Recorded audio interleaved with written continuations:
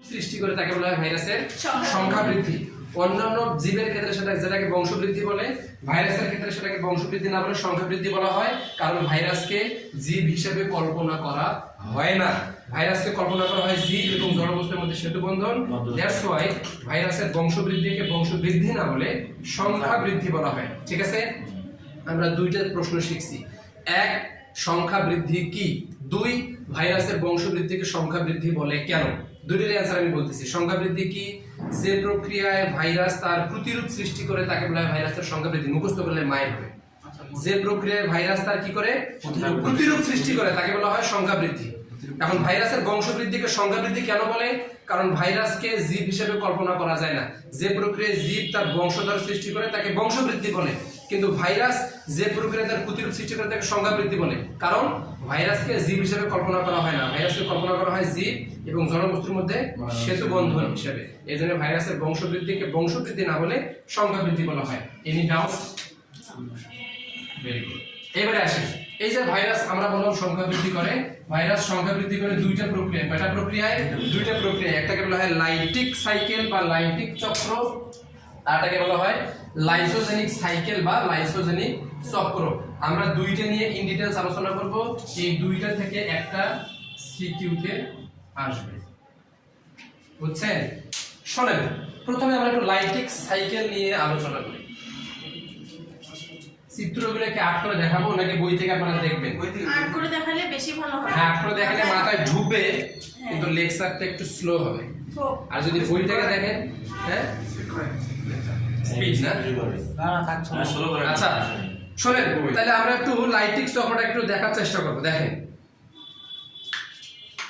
আমরা ফাজ নামে এক ধরনের ভাইরাসের কথা জানি,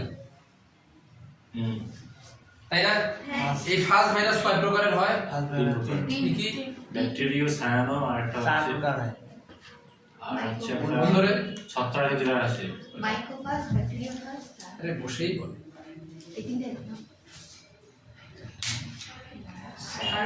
হলো আমার শরীরে ঢুকলে জুওফাজ, উদ্ভিদে ঢুকলে ফাইটোফাজ, ব্যাকটেরিয়া ঢুকলে ব্যাকটেরিওফাজ, ফাঙ্গাসে ঢুকলে মাইক্রোফাজ, সায়ানোব্যাকটেরিয়াতে ঢুকলে সায়ানোফাজ।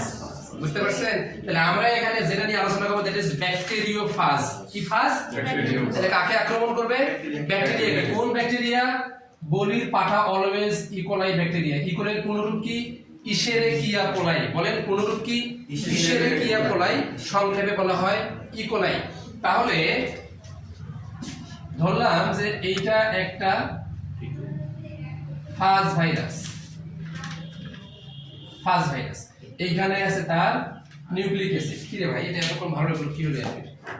আচ্ছা, তাহলে বংশবৃদ্ধির আমি স্টেপগুলো বলতেছি, শুনেন। এক নাম্বার স্টেপ হচ্ছে সংযুক্তি। এক নাম্বার স্টেপ কি? সংযুক্তি। প্রথমে একটি ফাজ ভাইরাস ইকোলাই ব্যাকটেরিয়ার শরীরে যেখানে রিসেপ্টর সাইট আছে, এই কথা বলতেই হবে। গতদিন বলছিলাম রিসেপ্টর সাইট ছাড়া ভাইরাসের বাপের ক্ষমতা নেই কোথাও সংযুক্ত হয়। তাহলে ইকোলাই ব্যাকটেরিয়ার শরীরের মধ্যে টিটুফাজ ভাইরাসের কি আছে? রিসেপ্টর সাইট আছে। তাহলে ইকোলাই ব্যাকটেরিয়ার কোষ ঝিল্লির যে স্থানে টিটুফাজ ভাইরাসের জন্য রিসেপ্টর সাইট থাকে, প্রথমে টিটুফাজ ভাইরাস আর স্পাইক প্রোটিনের সাহায্যে সেইখানে সংযুক্ত হবে। কার সাহায্যে? যে স্পাইক প্রোটিনের স্পর্শক তন্তু, ওইটা দিয়ে ওই জায়গায় সংযুক্ত হবে। এটা হচ্ছে সংযুক্তি। দুই নম্বর হচ্ছে পেনিট্রেশন। দুই নম্বর কি? পেনিট্রেশন, বা এটাকে আমরা বাংলায় বলতে পারি ফাজ ডিএনএ অনুপ্রবেশ। কি বলতে পারি?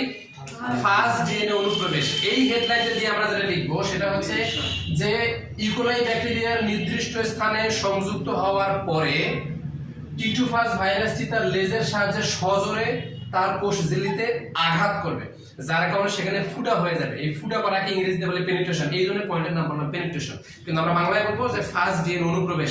তাহলে পয়েন্ট দিয়ে আমরা যেটা বলবো সেটা হচ্ছে টিটুফাজ ভাইরাস ইকোলাই ব্যাকটেরিয়ার কোষ ঝিল্লির যে স্থানে সংযুক্ত হয় তার এইটার নাম হচ্ছে লেজ। লেজ দিয়ে সজোরে সেই জায়গায় আঘাত করবে এবং এটা ছিদ্র করবে। ছিদ্র করার পরে সেই ছিদ্র পথে ফাজ ভাইরাসের যে ডিএনএটা ছিল, ডিএনএটাকে ইকোলাই ব্যাকটেরিয়ার শরীরের মধ্যে প্রবেশ করিয়ে দিবে, কিন্তু ক্যাপসিড অংশটি বাহিরেই থাকবে। ক্যাপসিড ভেতরের মধ্যে কখনোই ঢোকে না। ঢোকে কে? শুধুই ডিএনএ ঢোকে। তাহলে পয়েন্টের নাম কি বলছিলাম? ফাজ ডিএনএ অনুপ্রবেশ। ঘটনা মিলছে তো? তাহলে ফাজ ভাইরাসের ডিএনএ ঢুকছে না? ঢুকছে। তাহলে 2 নম্বর পয়েন্ট মুখস্থ করব না, আমরা বুঝবো যে ফার্স্ট ডিএনএ অনুপ্রবেশ। এখানে আমরা লিখবো যে ডিউ টু ফার্স্ট ভাইরাসটি ইকোলাই ব্যাকটেরিয়ার শরীরের কোষঝিল্লিতে সংযুক্ত হওয়ার পরে তার লেজ দিয়ে সজোরে সেই কোষঝিল্লিতে আঘাত করবে এবং কোষঝিল্লিতে একটা ছিদ্র তৈরি করবে। তারপরে সেই ছিদ্র পথে ফার্স্ট ভাইরাসের ডিএনএটিকে ইকোলাই ব্যাকটেরিয়ার শরীরের মধ্যে প্রবেশ করিয়ে দিবে। ক্লোজ। ক্লিয়ার? 3 নম্বর পয়েন্ট প্রতিলিপন। 3 নম্বর পয়েন্ট কি? প্রতিলিপন। এই পয়েন্টটা খুবই জরুরি, খুবই জরুরি, খুবই জরুরি। শোনেন, এই যে ডিএনএটা ঢুকছে, এটা ডিএনএ কার? এটা ফার্স্ট, এটা হচ্ছে ভাইরাসের ডিএনএ, ফার্স্ট ভাইরাসের ডিএনএ। ব্যাকটেরিয়ার কি নিজের কোনো ডিএনএ নাই? আছে। ব্যাকটেরিয়ার কিন্তু দুইটা ডিএনএ থাকে, একটা হচ্ছে ব্যাকটেরিয়ার ক্রোমোজোমে থাকে, এই যে এইটা, আর হচ্ছে ব্যাকটেরিয়ার প্লাজমিডে থাকে, এটা প্লাজমিড।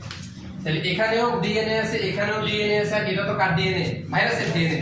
দুঃখজনক ব্যাপার, এই ফার্স্ট ভাইরাসের ডিএনএ যখন ইকোলাই ব্যাকটেরিয়ার শরীরের মধ্যে প্রবেশ করে, প্রবেশ করার পরে সেই ইকোলাই ব্যাকটেরিয়ার মধ্যে একটা এনজাইম আছে, নাম হচ্ছে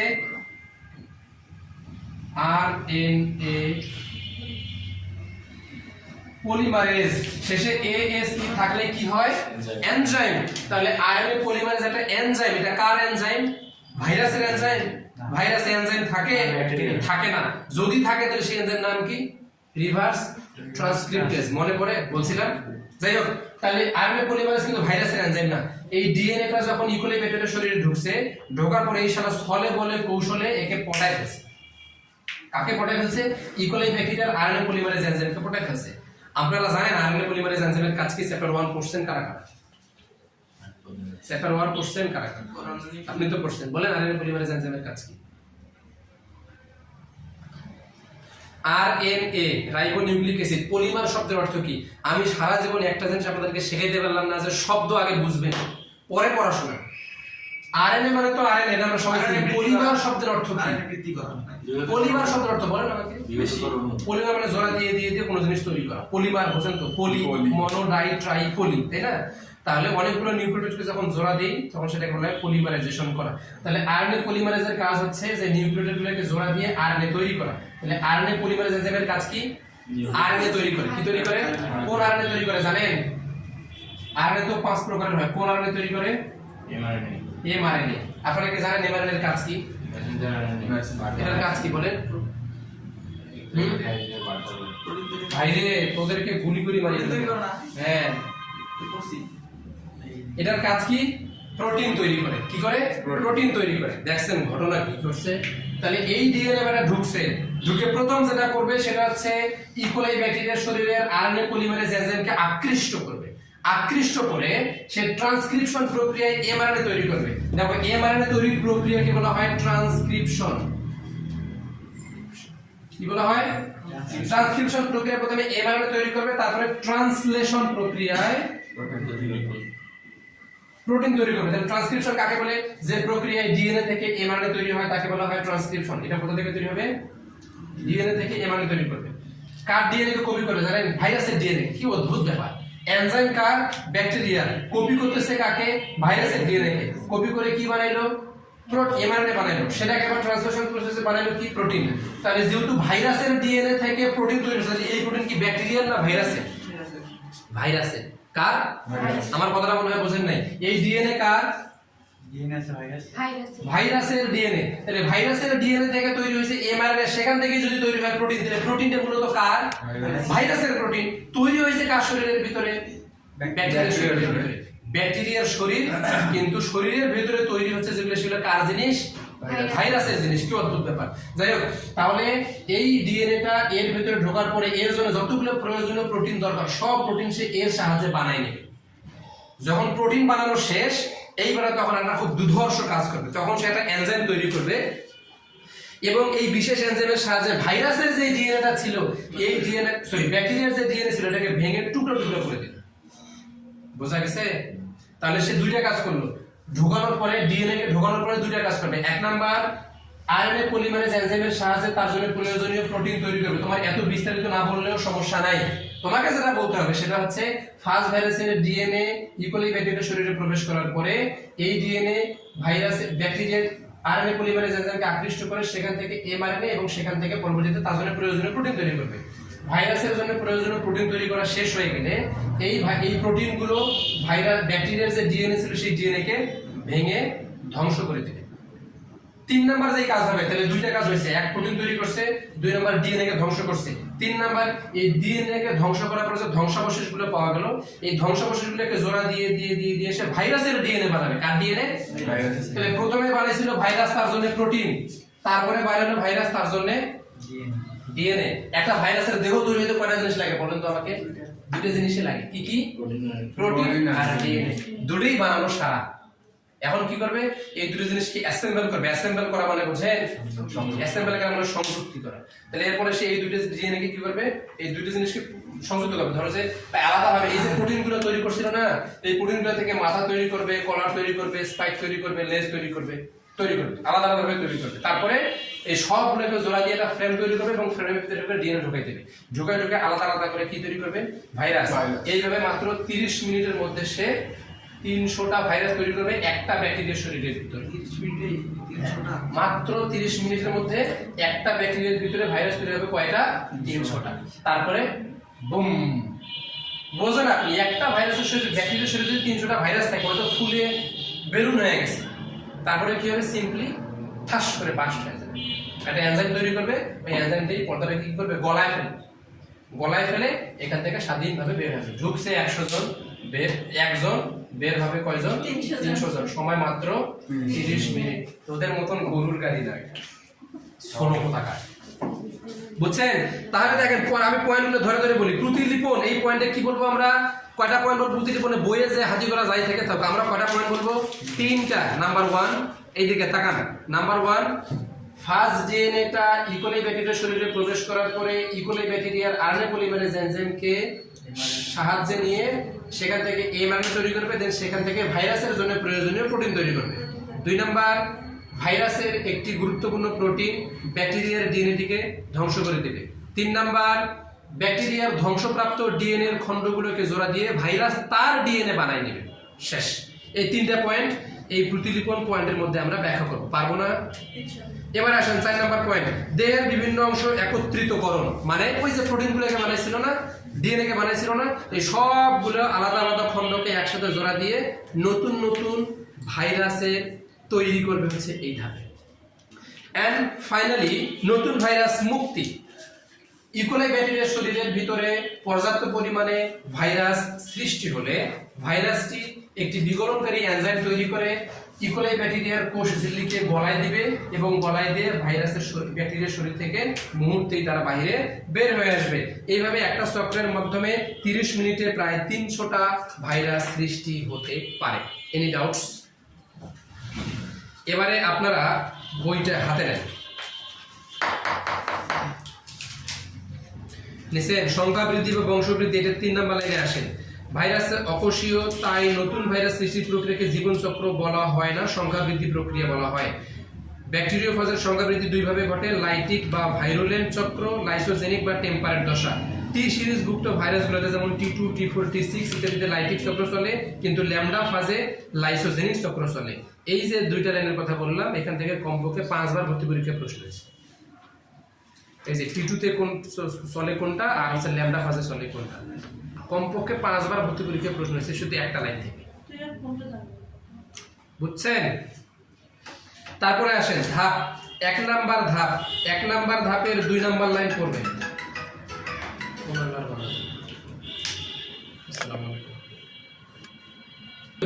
আর মেইনলি পড়তে হবে তোমাদেরকে 3 নাম্বার পয়েন্টটা খুব ভালোভাবে পড়বা। এখান থেকে এমসিকিউ হয়, 3 নাম্বার পয়েন্ট থেকে এমসিকিউ হবে। আরেকবার বলতেছি, 3 নাম্বার পয়েন্ট থেকে এমসিকিউ হবে। 3 নাম্বার মধ্যে কি যুক্ত আছে? প্রতিলিপন পয়েন্ট এখান থেকে এমসিকিউ হবে। এটা তো আমি সিকিউ জন্য তো আমরা পড়বই, বাট এখান থেকে এমসিকিউ হবে। এনজাইমটার নাম ভালো করে জানতে হবে। যাই হোক, তারপরে নতুন ভাইরাস মুক্তি টুক্তি এগুলো তো আর দরকার নেই, শেষ। এবারে আসেন, এই যে ভাইরাসটা এখানে ঢুকছে না, তারপরে বংশবৃদ্ধি করে এক সময় এটাকে ধ্বংস করে দিয়ে বের হয়েছে। এটা মাঝখানে সময় লাগছে না? কতক্ষণ সময় লাগছে বলেন দেখি? এই সময়টাকে কি বলে জানেন? ইক্লিপস কাল বলে। কি বলে? তাহলে ভাইরাস ব্যাকটেরিয়ার শরীরে প্রবেশ করার পরে বংশবৃদ্ধি করে সেখান থেকে বের হওয়ার আগ পর্যন্ত যে সময় প্রয়োজন হয় তাকে বলা হয় ইক্লিপস কাল। এটা ক নাম্বারের পরীক্ষায় আসবে? পাইছেন? এটা হচ্ছে 5 নাম্বার পয়েন্টের নিচেই বড় করে লেখা আছে কালো করে। এবারে আসেন লাইসোজেনিক চক্র নিয়ে আমরা একটু আলোচনা করি। লাইসোজেনিক চক্র লাইটিক চক্রের ভাই, বুঝছেন? হ্যাঁ, সৎ ভাই, নিজের ভাই। নিজের ভাই হলে এত বড় ক্ষতি করবে, বুঝছেন?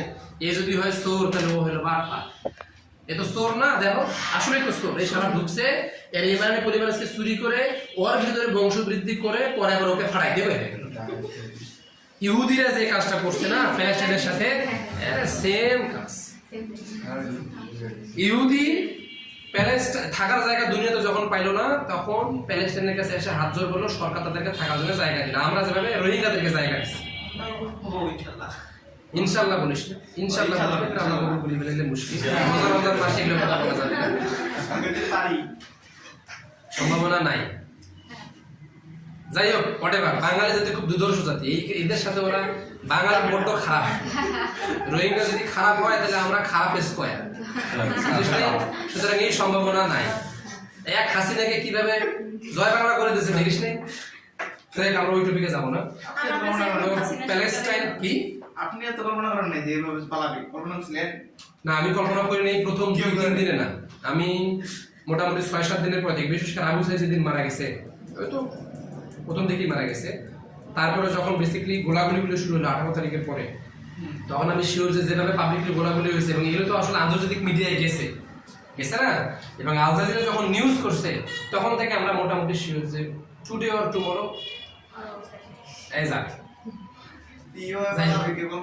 আমরা যেখানে ছিলাম। শোনেন, ওর কথা বাদ দেন। যারা এখন খাও খাও শুরু করছে, হয়তো পালাইছে, এরা পালাইতেও পারবে, এরা পালাইতে পারবে না। একটা কথা বলবো, একটা কথা বলি, মজা হবে। বিএনপিটা ভাষণ দিচ্ছে কি, আমেরিকা বিপদে বললে পালানোর জায়গা আছে ইন্ডিয়া, জাপান বিপদে বললে পালানোর জায়গা আছে পাকিস্তান। বিএনপির কোনো জায়গা নেই, বিএনপি বাংলাদেশে আসন না করি, আসন না করি। ওই জন্য তো জায়গার জন্য তো ঢুকাবে একদম। ওই যে শ্রীলঙ্কা দেখার সময় কি করছিল দেখছিস? শ্রীলঙ্কার ভিডিও দেখছিস? কোনো আন্ডারওয়্যার পরের মধ্যে সব মায়ের খুলে নিচ্ছে না, এদের ওইটাও থাকবে না। ওদের তো একটা ছিল ছোট কাপড়, এটাও থাকবে না, এটাও থাকবে না। এরা যে কাহিনী শুরু করছে এটা থাকবে না। এ ফেসবুকে ছাড়িস না আমরা।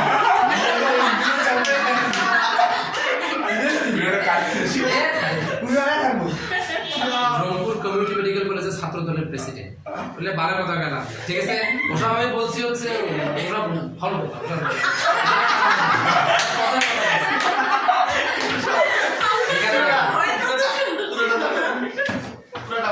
এখানে দেখেন, ওই যে ছিলাম, ও লাইসোজেনিক চক্র বলতেছি আমরা। লাইটিক বললাম না? লাইটিকের থেকে খারাপ হচ্ছে লাইসোজেনিক চক্র। লাইটিক চক্রে এই কথাটা খুব ভালোভাবে মনোযোগ দিয়ে শুনেন। লাইটিক চক্রে একটা ভাইরাস একটা ব্যাকটেরিয়াকে আক্রমণ করে এবং তাকেই শুধুমাত্র ধ্বংস করে বের হয়। কিন্তু লাইসোজেনিক চক্রে একটা ভাইরাস একটা ব্যাকটেরিয়াকে আক্রমণ করে। ধরলাম এইটা সেই ভাইরাস, এইটা হচ্ছে ভাইরাসের প্লাজমিড, এইটা হচ্ছে তার ডিএনএটা, এটা প্লাজমিড। এই ব্যাটা ঢুকছে, এই ভাইরাসের ডিএনএটা ঢুকছে। ঢোকার পরে সে কি করবে? প্রথমে এই প্লাজমিড কিন্তু এটা ডিএনএ। প্লাজমিড কি জানেন? বৃত্তাকার ডিএনএ কে প্লাজমিড বলে। বৃত্তাকার ডিএনএ কে কি বলে? ডিএনএ কি বৃত্তাকার হয় না? ডিএনএ কেমন হয়? দ্বিসূত্র পেঁচানো সিঁড়ির মতো হয়। কিন্তু এটা যদি কখনো বৃত্তাকার হয় তখন সেটাকে আমরা কি নামে ডাকি? প্লাজমিড। যদিও কথাটা অ্যাপ্রোপ্রিয়েট হলো না। অ্যাপ্রোপ্রিয়েট উত্তর হচ্ছে যে ক্রোমোজোম বহির্ভূত বৃত্তাকার ডিএনএ কে প্লাজমিড বলে। ক্রোমোজোমের মধ্যে থাকা যাবে না আবার, এটা কিন্তু ক্রোমোজোম আলাদা, এটা হচ্ছে ব্যাকটেরিয়ার ক্রোমোজোম। আর এটা আরেকটা ডিএনএ, কেমন ডিএনএ? বৃত্তাকার। তাহলে ক্রোমোজোম বহির্ভূত ব্যাকটেরিয়ার বৃত্তাকার ডিএনএ কে বলা হয় প্লাজমিড। এটা বিষয়। আমরা যেখানে ছিলাম, লাইটিক আর লাইসোজেনের মধ্যে বেসিক ডিফারেন্সটা আমরা একটু দেখব এবারে। এই ডিএনএ এর আগে এসে আরএনএ পলিমারেজকে দিয়ে প্রথমে প্রোটিন তৈরি করছে, তারপরে ডিএনএ কে ধ্বংস করছে, তারপরে সেই ধ্বংসপ্রাপ্ত ডিএনএ দিয়ে তার ডিএনএ বানাইছে। এবার সেই কাজ করবে। এবার কি করবে? ওই তো সোর্স ছিল, কি নামে দেওয়া যায়? ডাকাত না, বাটপার বলা যেতে পারে। শালা বাইরে থেকে ভদ্র মনে হবে, ভিতরে ভিতরে একটা বাঁশ দেওয়া একটা সাকার করে দেবে। এই কিভাবে আসবে? এখানে আসবে, এখানে এসে এর সাথে করবে পরকীয়া। কি করবে? একে ভুলায়া ভালায়া পটায়া বলবে তুমিও ডিএনএ, আমিও ডিএনএ। ও তো আরেকটা ডিএনএ আছে, ও তোমাকে সদ্গুণের মতন তোমার সাথে আচরণ করে। ও তো অরিজিনাল কলিজাতে এখানে তোমাকে ওইভাবে ভালোবাসে না। তুমি তোমার হৃদয়টা আমাকে দাও। এই ভুলায়া ভালায়া পটায় সে কি করবে? এই ডিএনএটা, এই ডিএনএটা এই জায়গায় এসে সংযুক্ত হয়ে যাবে। কোথায়, কার সাথে সংযুক্ত হবে? প্লাজমিডের সাথে। কার প্লাজমিড? ইকোলাই ব্যাকটেরিয়ার প্লাজমিডের সাথে হয়ে সে এখানেই থাকবে। একে বুঝতেও দিবে না। ঘরের শত্রু বিশাল। একে বুঝতেও দিবে না যে বাইরে থেকে কে একজন ঢুকছে, এর সাথে যুক্ত হয়ে এর সাথে কিছু বলবে না। এমন কি করে? এ তো এর মতো বংশবৃদ্ধি করে। ব্যাকটেরিয়াও কিন্তু প্রচুর বংশবৃদ্ধি করতে পারে এবং করে। এখন ঢুকছে কয়টা ব্যাকটেরিয়ার মধ্যে? একটা ইকোলাইয়ের মধ্যে। এখন এই ইকোলাই সময়ের সাথে সাথে বংশবৃদ্ধি করতেই থাকবে, করতেই থাকবে, করতেই থাকবে। ধরলাম যে একটা ইকোলাইয়ের মধ্যে ঢুকছে, 10 দিন পরে একটা ইকোলাই বংশবৃদ্ধি করতে করতে সেখান থেকে ধরলাম যে 10,000 ইকোলাই ব্যাকটেরিয়া হয়ে গেছে। কতগুলো হয়েছে? দুঃখজনক ব্যাপার, এই 10,000 ইকোলাই ব্যাকটেরিয়ার প্রত্যেকটার শরীরের ভিতরেই ভাইরাসের ডিএনএটা আছে। কেমনে আছে? ঢুকছে তো একটার ভিতরে। কারণ এইটাই তো বিভাজন হয়ে এতগুলো তৈরি করছে। এই ব্যাকটেরিয়া যখন বিভাজিত হয়ে একাধিক ব্যাকটেরিয়া সৃষ্টি করে, তখন এর ভিতরে ডিএনএ গুলো কি হয়? অনুলিপিত হয়। তো এটাও ডিএনএ, এটাও ডিএনএ, এটাও তো ডিএনএ না? তো এ যখন অনুলিপন করবে, এ বুঝতেই দিবে না যে এর ভিতরে ভাইরাসের ডিএনএটা আছে। সুতরাং এই যে 1000 ভাইরাস আছে, এই 1000 যে ব্যাকটেরিয়া আছে, 1000 ব্যাকটেরিয়ার সবার প্লাজমিডের মধ্যেই ডিএনএ আছে। আর কার ডিএনএ আছে? ভাইরাসের ডিএনএ আছে। চিন্তা করা যায়, ঢুকছে একটা শরীরের ভিতরে, এখন হয়ে গেছে 10,000। এখন কি করবে? যেই দিন এর ইচ্ছা মতন বংশবৃদ্ধি হয়ে যাবে, এই দিন এর আসল রূপ দেখাই দেবে। আমি তো তোমার সাথে প্রেম করতে আসিনি, আমি তো এসেছিলাম মজা নিতে। হয়ে গেছে 10,000। এইবারে আবার কি হবে? এইখান থেকে নিজেকে পৃথক করে দিবে। ঢুকছিল না এখানে, এখান থেকে বের হয়ে সাইটোপ্লাজমে আসবে, এসে এই রূপটা প্রকাশ হবে। এইখানে যেই ঘটনাগুলো ঘটছে, সেম ঘটনাগুলো এই 10,000 এর সাথেই ঘটবে। এই 10,000 ইকোলাইয়ের প্রত্যেকটা শরীরের মধ্যে সে পলিমারেজ এজেন্টকে আকর্ষিত করবে, সেখান থেকে প্রোটিন বানাবে, তারপরে তার ডিএনএ কে ধ্বংস করবে, তার ডিএনএ কে ধরে তার নিজের ডিএনএ বানাবে, এবং প্রত্যেকটা থেকে মাত্র 30 মিনিট পরে 300 করে বের হয়ে যাবে। এখন ভাগ কতগুলো হয়েছে? 1 2 3 4 5 6, 1 2 3 4 5 6, 30 লাখ। একটার ভেতর থেকে বেরোলে 300টা, এবার বের হয়েছে 30 লাখ হয়ে। ঢুকছে সুই হয়ে, বের হয়েছে ফাল হয়ে। বুঝছেন? তাহলে এটা ও যদি চোর হয়, তাহলে বাটপান না? বিশাল। তাহলে পার্থক্য কোথায় বুঝতে পারছেন? This is the basic difference between lytic cycle and lysogenic cycle of T two phage virus. তাহলে টিটুফাস ভাইরাসের লাইটিক এন্ড লাইসোজেনিক মধ্যে পার্থক্যটা পড়তে হবে। পার্থক্য শুধু এক জায়গাতেই, সেটা হচ্ছে যে এ ঢুকে আগে কি করবে? তার প্লাজমিডের সাথে সংযুক্ত হয়ে একটা রিকম্বিনেন্ট প্লাজমিড তৈরি করবে। ওই প্লাজমিডের নাম তখন কি হবে? Recombinant plasmid. কেন নামটা রিকম্বিনেন্ট হলো? রি মানে পুনরায়, কম্বিনেশন মানে তৈরি করা, প্লাজমিড মানে তো প্লাজমিড। তাহলে প্লাজমিডকে পুনরায় তৈরি করছে, নামটা হচ্ছে recombinant plasmid. Clear? Any doubts? Okay, তাহলে আমরা যেখানে ছিলাম, কোথায় ছিলাম? লাইসোজেনিক চক্রে ছিলাম। লাইসোজেনিক চক্রের প্রথম প্যারাটা গোটাটাই রিডিং করবেন, খুবই ইম্পর্টেন্ট। তারপর ধাপগুলো আমরা বলি। 1 নাম্বার, পোষক ব্যাকটেরিয়ার ফার্স্ট ডিএনএর অনুপ্রবেশ। এভাবে বলা যাবে না, এটা এভাবে বলা যাবে বাট এটা উচিত না। প্রথম পয়েন্ট হচ্ছে সংযুক্তি। সংযুক্ত না হলে কিভাবে অনুপ্রবেশ করবে? হ্যাঁ, সংযুক্তি। 2 নাম্বারটা হচ্ছে অনুপ্রবেশ। 3 নাম্বারটা হচ্ছে রিকম্বিনেন্ট প্লাজমিড তৈরি। 3 নাম্বারে সে কি করছে বলেন তো? এবারে রিকম্বিনেন্ট প্লাজমিড তৈরি করছে, তাই না? যদিও এখানে ওইভাবে ব্যাখ্যাগুলো বলে নেই, বাট ওভাবে বলে সব থেকে বেটার। তাহলে 1 নম্বরে সংযুক্তি, 2 নম্বরে ডিএনএ অনুপ্রবেশ, 3 নম্বরে হচ্ছে রিকম্বিনেন্ট প্লাজমিড তৈরি। ঠিক আছে? 4 নম্বরে লাইটিক চক্রের ন্যায় বংশবৃদ্ধি। এই পয়েন্ট বলেন, লাইটিক চক্রের ন্যায় বংশবৃদ্ধি। ওখান থেকে সেপারে লাইসিস যা যা হয়েছে সামারি করে বলতে। হ্যাঁ, অর্থাৎ ওই যে ডিএনএ প্রতিলেপন পয়েন্ট যেটা ছিল ওইটা আর কি। এই আর কি, এই তো শেষ। তারপরে লাইটিক আর লাইসোজেনিক মধ্যে পার্থক্য দেওয়া আছে। 100% পড়তে হবে, 100% পড়তে হবে। যদিও এটা খুব সোজা, যেই তথ্যগুলো আপনারা অলরেডি জানেন, এই জিনিসগুলোকে একটু সামারি করে এই জায়গাটা আপনারা বলতে পারবেন। এবারে আমরা যে টপিকটা নিয়ে জানবো সেটা হচ্ছে ভাইরাসের অর্থনৈতিক গুরুত্ব। পার্থক্য কি বলতে হবে? বলবো একবার, বলি। দেখেন ছকটার দিকে সবাই লক্ষ্য রাখেন। এখানে বলছে যে এ চক্রে ফার্স্ট ভাইরাস ব্যাকটেরিয়া কোষে প্রবেশ করে সংখ্যা বৃদ্ধি ঘটায় এবং ব্যাকটেরিয়া কোষের বিতরণ ঘটিয়ে থাকে। আর লাইসোজেনিক চক্রে ফার্স্ট ভাইরাস ব্যাকটেরিয়া কোষে প্রবেশ করার পরে ভাইরাল ডিএনএটি ব্যাকটেরিয়াল ডিএনএর সাথে সংযুক্ত হয়ে একত্রিত হয়ে রেপ্লিকেট করে, তাই না? তারপরে আসেন পূর্ণাঙ্গ ভাইরাস রূপে ব্যাকটেরিয়া থেকে বিতাড়িত হয়, পূর্ণাঙ্গ ভাইরাস রূপে ব্যাকটেরিয়া থেকে বিতাড়িত হয় না। এই কথাটা 100% মানে ব্যাপারটা মিলল না আর কি 100%। মানে প্রথমেই পূর্ণাঙ্গ ভাইরাস হিসেবে বিতাড়িত হয় না, এই কথাটা বলতে যে প্রথমেই বিতাড়িত হয় না। তারপর হচ্ছে টি সিরিজভুক্ত ভাইরাস, এটা হয়, ওটা কোন সিরিজভুক্ত হয়? ল্যামডা ফার্স্ট, যে প্রথমে বললাম ল্যামডা সিরিজভুক্ত হয়। সৃষ্টি লাইটিক চক্রে একবার সম্পন্ন হলে অনেকগুলো ভাইরাসের সৃষ্টি হয়, লাইসোজেনিক চক্রে একবার সম্পন্ন হলে মাত্র দুটি ভাইরাস জিনোমযুক্ত ব্যাকটেরিয়া সৃষ্টি হয়, তাই না? একটা থেকে দুইটা ভাইরাস ব্যাকটেরিয়া হয়েছে, এভাবে দুইটা থেকে চারটা ব্যাকটেরিয়া হয়েছে, তারপরে শেষে গিয়ে তো ভাইরাস বেরোছে। হ্যাঁ, এ চক্রে ভাইরাসের সংখ্যা বৃদ্ধি ভাইরাস দ্বারা নিয়ন্ত্রিত হয়। আর এ চক্রে ভাইরাসের সংখ্যা বৃদ্ধি কি দ্বারা নিয়ন্ত্রিত হয়? ব্যাকটেরিয়া দ্বারা, কারণ ব্যাকটেরিয়া তো আগে বংশবৃদ্ধি করছে, তাই না? তারপরে বলছে যে প্রোফাজ গঠিত হয়। ও প্রোফাজ কাকে বলে? এই কথাটা বলা হয়নি। প্রোফাজ কাকে বলে? এই যে ডিএনএটা দেখেন, ওই যে ডিএনএ, এই ডিএনএ তে ব্যাকটেরিয়ার ডিএনএও আছে, ফার্স্ট ভাইরাসের ডিএনএও আছে। তাহলে যখন কোন ডিএনএ এর মধ্যে ভাইরাস এবং ব্যাকটেরিয়া ডিএনএ একসাথে সংযুক্ত অবস্থায় থাকে তখন সেই ডিএনএ কে বলা হয় প্রোফাজ। কি বলা হয়? প্রোফাজ। এইটা কি ওখানে তৈরি হয়েছিল? লাইটিক চক্রে কি ব্যাকটেরিয়া ডিএনএ সাথে ভাইরাসের ডিএনএ সংযুক্ত হয়েছে? হয় নাই। তাহলে ভাইরাসের ডিএনএ এবং ব্যাকটেরিয়া ডিএনএ কে একসাথে আমরা কি বলি? প্রোফাজ বলি। একসাথে কি বলি? প্রোফাজ। আলাদা আলাদা ভাবে কি বলি? আলাদা আলাদাই বলি সিম্পলি, তাই না? তার মানে লাইটিক চক্রে প্রোফাজ গঠিত হয় না, কিন্তু লাইসোজেনিক চক্রে প্রোফাজ গঠিত হয়। প্রোফাজ কি জিনিস বুঝছেন তো? ভাইরাস এবং ব্যাকটেরিয়া ডিএনএ কে একসাথে বলা হয় প্রোফাজ। ক্লিয়ার? তারপরে আসেন আক্রমণের প্রকৃতি তীব্র বা ভিরুলেন্ট, আর পোষক কোষের মৃত্যু ঘটে না, তাই আক্রমণ মৃদু বা টেম্পারেট, মানে সুপ্ত অবস্থায় থাকে আর কি এটা। ঠিক আছে? ওই যে বংশবৃদ্ধি করতে ইচ্ছে টেরই পাচ্ছে না, সুপ্ত অবস্থায় থাকে, এটাই বলেছি এখানে। তারপর আসেন ভাইরাসের অর্থনৈতিক গুরুত্ব। এটা পড়ানোর মতন জিনিস না, এটা আপনাদেরকে একটু বুঝতে হবে, মানে আপনাদেরকে একটু পড়তে হবে আর কি। অর্থনৈতিকভাবে যখনই অর্থনৈতিক গুরুত্ব যাবে তখন আমাদের দুইটা পয়েন্টে ব্যাখ্যা করতে হবে, উপকারিতা এবং অপকারিতা। তো প্রথমে আমরা একটু ভাইরাসের অপকারিতা বা খারাপ দিক নিয়ে বলি।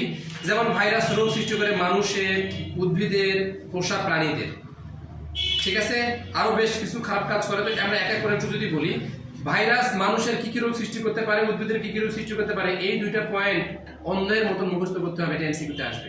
নিচের কোনটি ভাইরাস দ্বারা সৃষ্ট মানুষের রোগ, নিচের কোনটি ব্যাকটেরিয়া দ্বারা সৃষ্ট মানুষের রোগ, এইভাবে পরীক্ষায় প্রশ্ন হবে। ব্যাকটেরিয়া আমরা এর পরের টপিকে পড়বো, বাট ওখান থেকে এই সেম জিনিসটাই জানতে হবে, কোন রোগগুলো ভাইরাস দিয়ে হয় আর কোনগুলো ব্যাকটেরিয়া দিয়ে হয়। গোলমাল লেগে যাবে কিন্তু। তাহলে এই রোগের নামগুলো জানবেন। বসন্ত হাম করে, আসলে এগুলো মুখস্থ করায় দেওয়ার মতন বা পড়ানোর বোঝানোর মতন কিছু নেই, আপনাদেরকে কষ্ট করে পড়তে হবে। আমি শুধু ছন্দ বলতে পারি, বাট আমি পছন্দ করি না। উদ্ভিদের কি কি রোগ সৃষ্টি হতে পারে, উদ্ভিদের মোট কয়টা রোগ ভাইরাস দিয়ে হয়? প্রায় 300টা। এটা এমসিকিউ জন্য লাগবে। পোষা প্রাণীদের কি কি রোগ হয়? ঠিক আছে? আবার ফাজ ভাইরাস আছে, যারা আমাদের কিছু উপকারী ব্যাকটেরিয়া আছে এদেরকে ধ্বংস করে দেয় হচ্ছে ফাজ ভাইরাস দিয়ে আমাদের ক্ষতি করে, বুঝছেন কিনা? যেমন ইকোলাই, এটা কিন্তু আমাদের শরীরে স্বাভাবিকভাবেই থাকে, এটাকে ধ্বংস করে দেয় ফাজ ভাইরাস। যদি ইকোলাই আমাদের ইউটিআই করে, মানে এটা আমাদের রোগের জন্য তাই, কিন্তু সবসময় আমাদের রোগ করে। তারপরে আসেন বহুল আলোচিত এইডস রোগ। এটা নিয়ে নতুন কিছু আমার মনে হয় না বলার আছে, এটা আমরা সবাই জানি। এইডস, এটা সম্পর্কে সেটা কথা বলবো। এইডস এর পুনরূপ কি বলেন?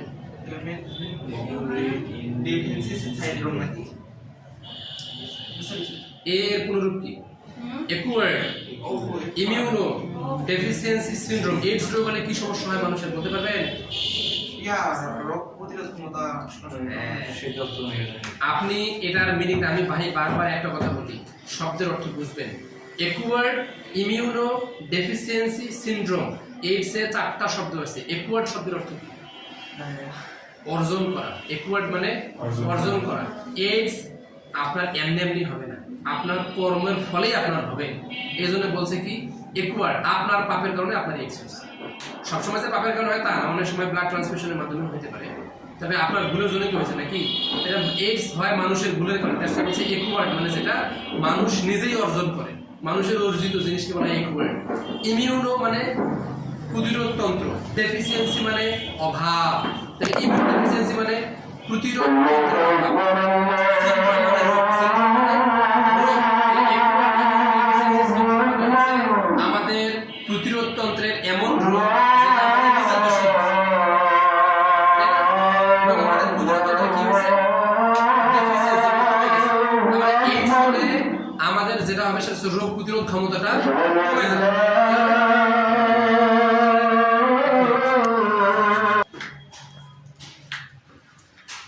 যেখানে আমরা ছিলাম এইডস।